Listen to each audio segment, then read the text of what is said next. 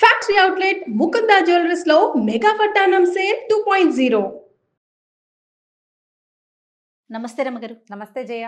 రమగారు, భీష్మ ఏకాదశి ఈ మ్మ్. రోజు యొక్క విశిష్టత ఒక్కసారి.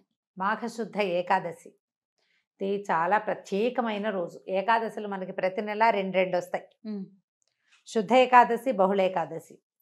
రెండు ఏకాదశులు సాధారణంగా ఏకాదశి నియమం అంటే ఉపవాసం ఉండటం, ఉపవసించటం, ఆహారం తీసుకోరు, బియ్యం తినకూడదని ఉంటుంది. మురాసురుడు అనే రాక్షసుడు ఈవేళ బియ్యంలో ప్రవేశిస్తాడని, ధాన్యం స్వీకరించకూడదని, అన్నానికి భిన్నం ఏదైనా రైస్ కాకుండా ఉపవాసం చేసి విష్ణునామ సంకీర్తనతోటి రాత్రి జాగరణ చేసి ద్వాదశి నాడు పొద్దున్నే పారణ చేస్తే ఏకాదశి నియమం ఫలిస్తుందని చెప్తాం. విష్ణువుకి అత్యంత ప్రీతికరమైన రోజు.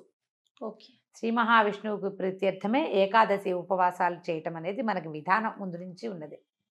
ఒక్కొక్క ఏకాదశికి ఒక్కొక్క ప్రత్యేకత ఉంది.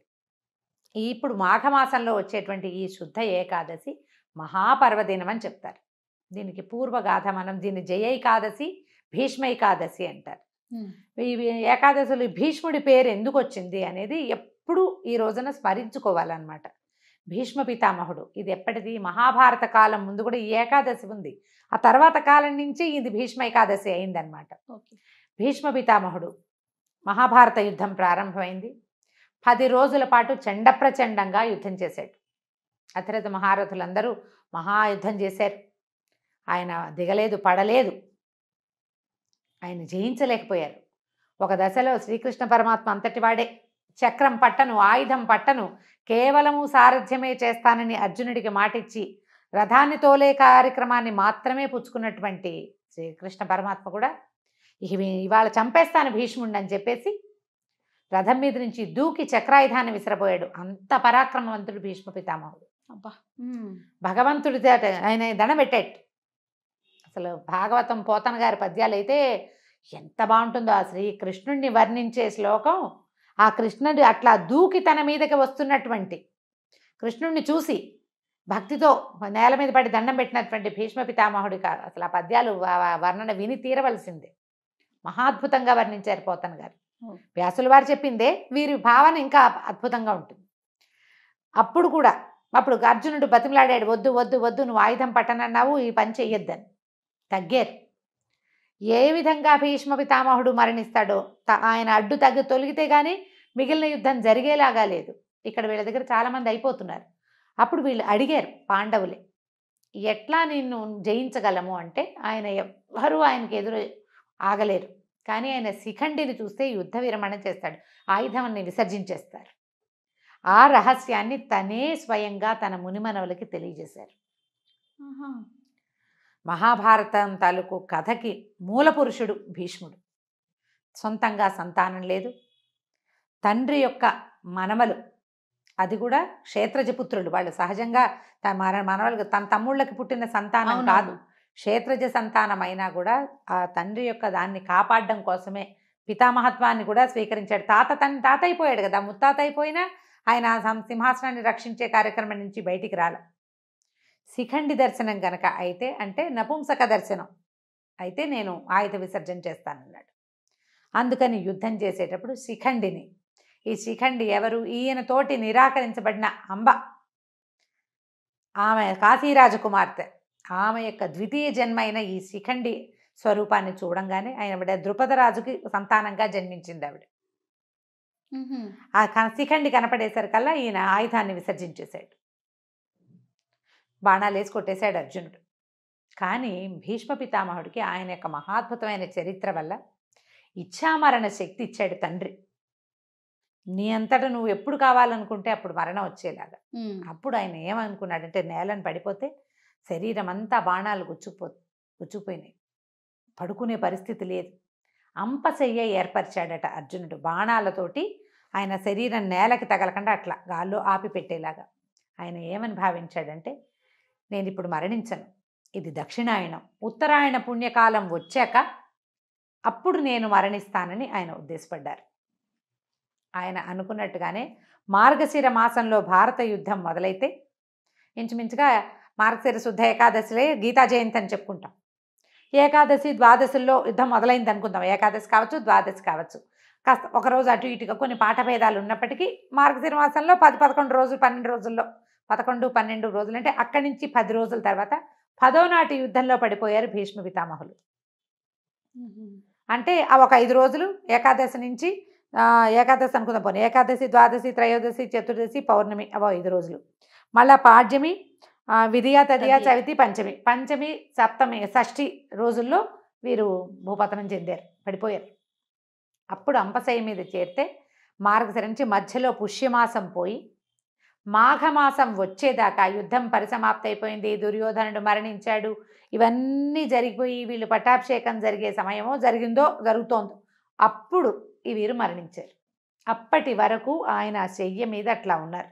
ఉత్తరాయణం కోసం సూర్యుడు ఉత్తర దిశ వైపుకి తిరిగే సమయం వరకు వేచి ఉండి ఆయన పూర్తిగా తిరిగాక ఉత్తర దిక్కుకి వాలిన తర్వాత అప్పుడు ఆయన అప్పుడు మరణిస్తే ఊర్ధ్వగతులు, ఉత్తమ గతులు లభిస్తాయి, ఈ జన్మానికి సాఫల్యం లభిస్తుందని ఆయన అట్లా ఉండిపోయారు. ఈ దశలోనే విష్ణు సహస్రనామాలు చెప్పారు. విష్ణు సహస్రనామాలు భీష్మ ఉవాచ అని ఉంటుంది. భీష్మ పితామహులు చెప్పింది. మా ధర్మరాజు తరచుగా ఆయన్ని సందర్శించి ఎన్నో ధర్మ సూక్ష్మాలు తెలుసుకున్నాడు ఆయన దగ్గర నుంచి. అయితే ఈ సప్తమి నాడు, రథసప్తమి నాడు మన సూర్యభగవానుడు ఉత్తర దిక్కుకు తిరిగిపోతాడు పూర్తిగా.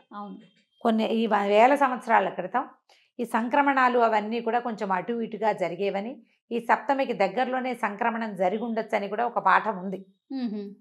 దాని మీద అంత గొప్ప వివరణ నాకు పెద్దగా అవగాహన లేదు, అక్కడక్కడ పెద్దవారి దగ్గర వినటమే. అష్టమి నాడు నుంచి ప్రాణం మొదలుపెట్టారని, ఏకాదశి దాకా అంటే ఈ ప్రాణాలు పంచప్రాణాలు ఒక్కొక్కటి వెళ్ళినాయని, అష్టమి, నవమి, దశమి, ఏకాదశి నాడు పూర్తిగా ప్రాణ విసర్జన చేశారని, ప్రాణాలు వదిలిపెట్టారు. ఏమనాలని, ప్రాణోత్కర్షణ అలాంటి పదం ఒకటి వాడతారు. పూర్తిగా తన జీవాన్ని వదిలిపెట్టారని చెప్తారు. ఓకే. అష్టమి నుంచి ఏకాదశి దాకా ఈ దశ నడిచింది అని చెప్పే పాఠము ఉంది. మరి సప్తమి నాడే సూర్యుడు ఉత్తరం వైపుకి తిరిగిపోతే ఈయన ఏకాదశి దాకా ఎలా జీవించి ఉన్నారు? సూర్యుడిని చూడగానే వెళ్ళిపోవాలి కదా. ఇక్కడి నుంచి మొదలుపెట్టి అలా జరిగిందని ఒక పాఠం. అయితే వీరు ఇంత మహాభక్తులు భీష్ముడు, తర్వాత మహాద్భుతమైనటువంటి చరిత్ర కలిగిన వాడు, అత్యద్భుతమైన భక్తిపరాయణుడు, భగవంతుణ్ణి నేరుగా కంటితో చూడగలిగిన వాడు. ఆయన యొక్క మరణం ఏ రోజునైతే జరిగిందో ఆ రోజున ఆయన పేరుతోటే భగవత్ప్రీతికరమైనటువంటి ఏకాదశిని ఆయన పేరుతోటే పిలవాలని శ్రీకృష్ణ పరమాత్మ ఆదేశించారని చెప్తారు. ఇలాంటి ముక్తి, ఈ రకంగా ఇచ్ఛామరణంతో ముక్తిని సాధించగలిగిన వాళ్ళు ఇంకా ఎవ్వరూ మనకి ఏ కథలోనూ, ఏ చరిత్రలోనూ, ఏ పురాణంలోనూ చెప్పలేదు. అంత అత్యద్భుతమైన వ్యక్తి భీష్మ పితామహుడే.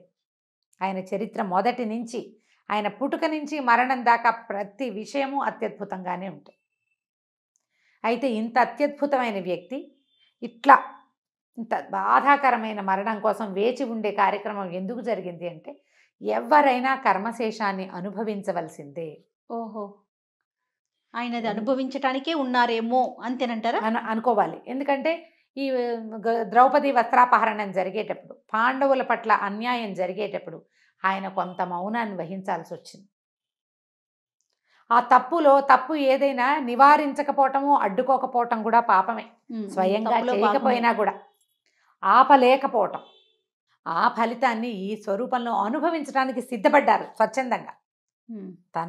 తన తప్పిదం ఉంది, ఆ తప్పిదాన్ని ఆయన స్వయంగా అనుభవించడానికి ఎంత సామర్థ్యం కావాలి. అలాంటి సమర్థవంతుడైనటువంటి వ్యక్తి యొక్క పేరుని, ఈ కథను తలుచుకుని భీష్మ ఏకాదశి నాడు విష్ణు పూజ చేస్తే అత్యద్భుతమైన ఫలితం లభిస్తుంది అని చెప్తారు. వైకుంఠ ఏకాదశి ఎంత పుణ్యప్రదమైనది, ఎంత అత్యద్భుతమైన ఫలితాన్ని ఇస్తుందో అలాంటిదే ఈ మాఘమాసంలో వచ్చే భీష్మ ఏకాదశికి కూడా అటువంటి ఫలితం లభిస్తుంది అని చెప్తారు. ఈ రోజున దేవాలయ దర్శనం కానీ, ఉపవాసం ఉండటం కానీ, జాగరణ చేయటం కానీ, ఎవరికైనా ఏదైనా దానం చేయటం కూడా, ఇవాళ చేసే దానము అవన్నీ కూడా చాలా అమోఘమైన ఫలితాన్ని ఇస్తాయి. కథ తెలుసుకుని పిల్లలకి చక్కగా భీష్మ పితామహుడి గురించి కథలు అవి చెప్పగలిగితే మరింత బాగుంటుంది. కృష్ణనామ ఈవేళ మొత్తం కృష్ణనామంతో మనం రోజంతా గడపటం, ఎవరితోటి పోరాటాలు యుద్ధాలు అవి చేయొద్దు, పోట్లాటలు లేదు, సాధ్యమైనంత మౌనం అవలంబించండి.